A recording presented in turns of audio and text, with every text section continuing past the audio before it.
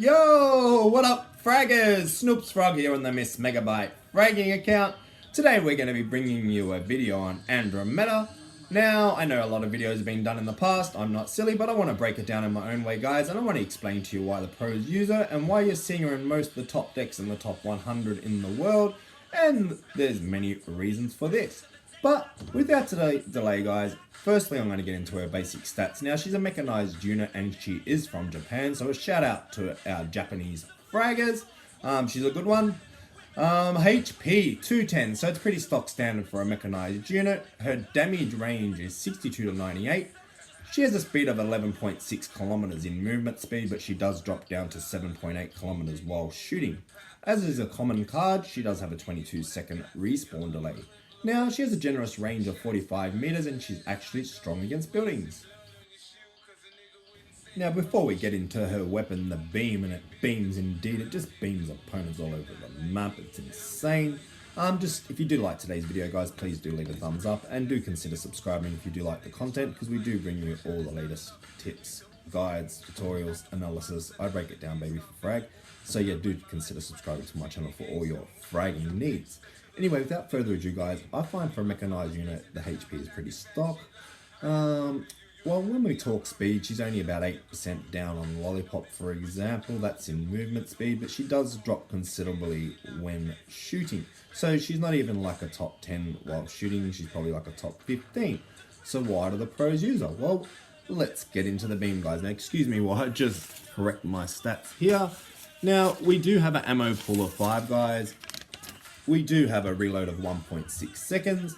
The fire rate is 90. We have a radius of 3 meters and a base damage of 84. Now, what does this all mean?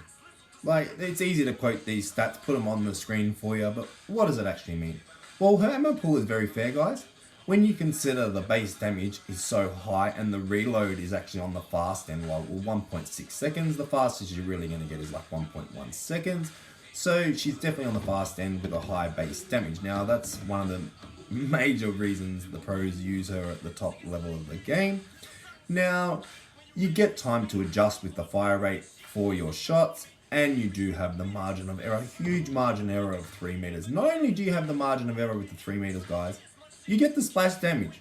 So my advice is you definitely aim for the feet, and if you can like land your shots like within a 3 meter radius of a few characters, you're getting that massive base damage on all them characters. So like for myself personally, I like running Polar for the collateral, but you know, that's its own version of a collateral, I guess. You're getting multiple damage on multiple units. Now, yeah, make use of that. Now I find if you use Andrometa in conjunction with Lucha, it's the perfect cover, it's massive HP, you can just use it, push forward, annihilate teams.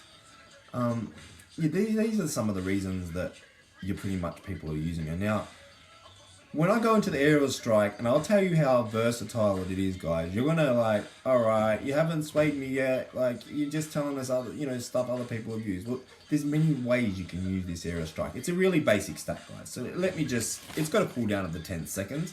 A duration, it only takes 1 second to cast. Now, that 1 second will be from from when you lift up off the ground to when you slam. So it might sound like, oh yeah, it's a lot, but it's not. That's a really fast ability. Like, by the time they've got you in that 0.2 of a second when you're up in the air, they haven't really got time to adjust. It's got to be a really good play to sort of shoot you out of the air. Now, this aerial strike can be used in so many ways.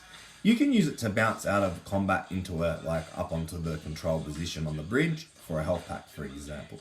That would be one way. Another way you could use it would be just simply to do the base damage and finish off an opponent. Another way you'd use it would be mobility, just getting the higher advantage points on the tower, etc.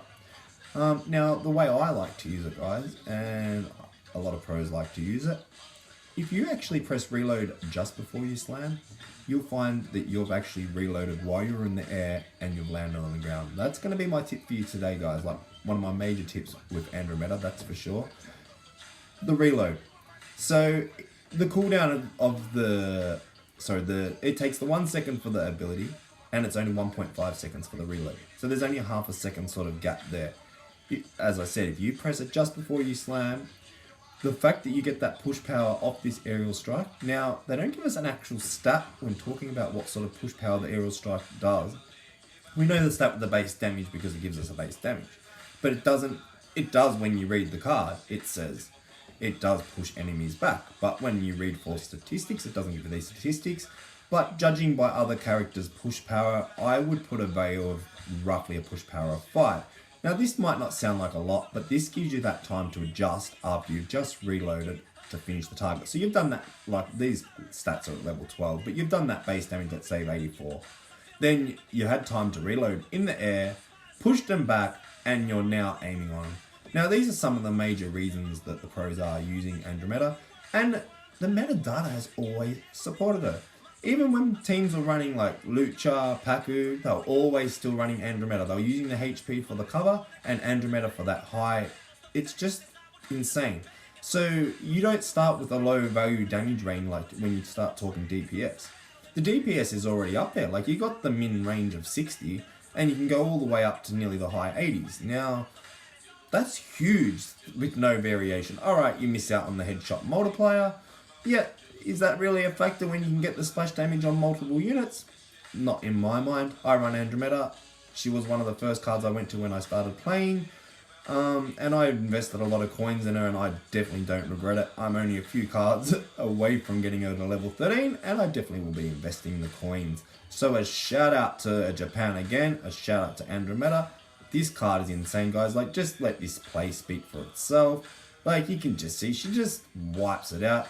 And if you think I edit out my play, guys, because I don't want to show my deaths, that's not it at all. I don't want you guys to sit there bored, watching, you know, waiting for it to respawn. Like, I see some other people, they'll just wait. Each to their own, everyone does their own videos, but that's the way I edit. It's not to hide my deaths. I die like anyone else, guys. I don't win all my battles. I'm not claiming I do. Anyway, guys, you've been watching SnoopsFrog on the MissMegaBite fragging account. I'm from Echo Esports. Do check up all our info in the description. Also check out my quest mode. And a reminder, guys, if you did like today's video, please leave a thumbs up. And do consider subscribing if you did like the content, if you'd like to see more like it. Anyway, guys, I'll see you on the next vid. So, peace out, y'all.